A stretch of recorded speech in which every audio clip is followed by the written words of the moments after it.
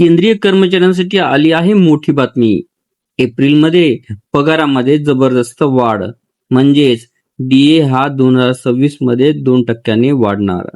देशातील लाखो केंद्रीय कर्मचारी आणि निवृत्ती वेतनधारकांसाठी एक मोठी आणि आनंदाची बातमी ही समोर आली आहे.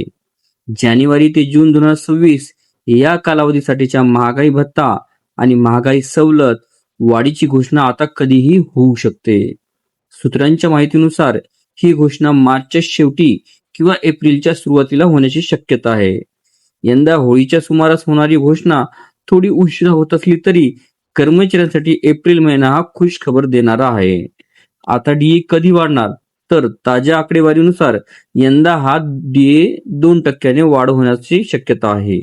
सध्याचा डीए 58% आहे, तर नवीन डीए हा 60% होऊ शकतो. म्हणजेच कर्मचाऱ्यांच्या पगारात थेट 2%ची वाढ. उदाहरण जर समजून घ्यायचं झालं, जर तुमचा बेसिक पगार 18,000 असेल तर आधीचा डीए 58%, त्यानुसार 10,440 हा 58% डीए असेल. तर नवीन डीए नुसार जो 60% असेल त्याच्यानुसार 10,800 रुपये होतील. म्हणजे दरमहा फायदा आपल्याला फक्त 360 रुपयाचा मिळणार आहे. तर एप्रिलमध्ये मिळणार त्याचा डबल फायदा. घोषणा जरी उशिरा झाली तरी काळजी नको करायला. नवीन डीए 1 जानेवारी 2026 पासून लागू होणार आहे.